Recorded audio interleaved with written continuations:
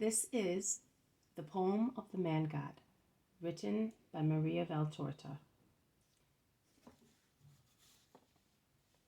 The Poem of the Man God is the major work written by Maria Valtorta.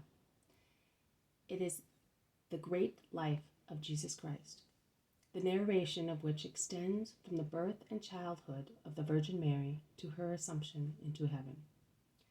Defined in the Valtortian writings as the Gospel of our Lord Jesus Christ as it was revealed to Little John, the work received the simpler title, The Poem of Jesus, which was preferred for the first edition. Later, the editor was requested to rectify this title because it had already been applied to a small volume of poetry published elsewhere, and the revised title read as The Poem of the Man God, as it remains to this day. Nevertheless, it is a gospel which neither substitutes nor changes the gospel, but rather narrates it, integrating and illuminating it, with the declared purpose of reviving in men's hearts the love for Christ and his mother. And it was revealed to Maria Valtorta, called Little John, to place her close to the evangelist who was the favorite disciple, little because of the dependence of her work, although quite extensive, on those of the evangelists who, in short manuscripts, enclosed what is essential. These books, consisting of 5 volumes in 7 parts. The first volume, The Hidden Life in the First Year of the Public Life.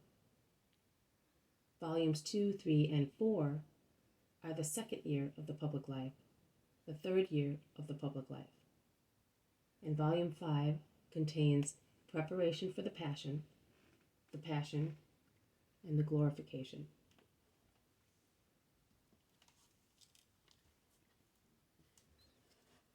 To validate this work, there was a supreme pontifical imprimatur for Maria Valtorta's The Poem of the Man God. Shortly after this 5,000-page Life of Jesus was finished in April 1947, Father Corrado M. Berti, OSM, professor at Marianum Pontifical Faculty of Theology in Rome, and who was responsible in his order for Maria Valtorta's writings, had the first typewritten copy of it submitted to Pope Pius XII, his bishop in Rome. On February 26, 1948, His Holiness received in private audience, as reported in the Osservatore Romano, February 27th, 3 Servite priests he had convened, Father Berti and Fathers R. Migliorini, former pontifical prefect in Africa, and A. Chechen, prior of the Servites International College. Before Father Berti and the witnesses, according to Canon 24 of the 1918 canon law then in force, Pope Pius XII declared, quote, "Publish this work as it is. There is no need to give an opinion about its origin, whether it be extraordinary or not. Who reads it will understand. One hears of many visions and revelations. I will not say they are all authentic, but there are some of which it could be said that they are." End quote.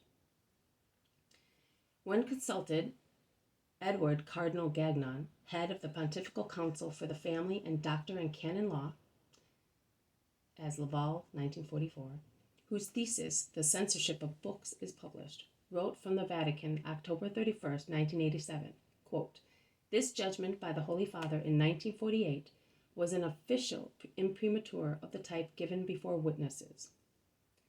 In 1949, a modernist clan in the church surreptitiously attempted to seize the manuscripts and destroy them. There is a first-hand documentation on this. The Servites of Mary and Pisani publishers obeyed the Pope. Still, the clan managed to put the first 1956 through 1959 edition on the index, where juridicially affects only the first edition. Then, in 1962, the master edition of Tu Poem del Uomo Dio, edited by Father Berti, was approved by a then existing Holy Office through its commissioner, Father M. Gerardo, OP. This great work is now read around the world in many languages, modernists still fighting it. I will see you tomorrow. May peace be with you.